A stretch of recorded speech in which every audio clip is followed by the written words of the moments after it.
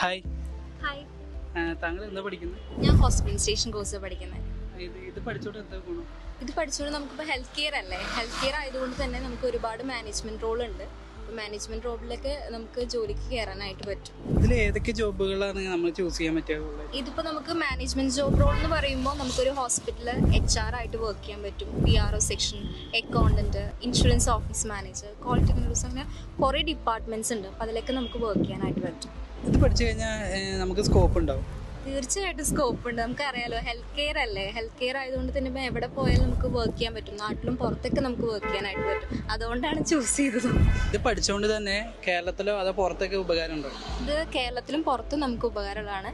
ഞാൻ മെയിൻലി നോക്കുന്ന എക്സ്പീരിയൻസ് ആക്കി പുറത്തേക്ക് പോകാൻ വേണ്ടിയിട്ടാണ്. അപ്പോൾ അതെന്താ വെച്ച് കഴിഞ്ഞാൽ ചൂസ് ചെയ്യുമ്പോൾ എല്ലാവരും നോക്കേണ്ട കാര്യം സ്കോപ്പ് ഉണ്ട്. 15 സർട്ടിഫിക്കറ്റ് കൂടി നമുക്ക് ഇൻ്റർനാഷണൽ ആണെന്ന് മാത്രം ചെക്ക് ചെയ്താൽ മതി. വേറെ പ്രശ്നമൊന്നുമില്ല. താൻ ഇപ്പോൾ എവിടെ പഠിക്കുന്നത്?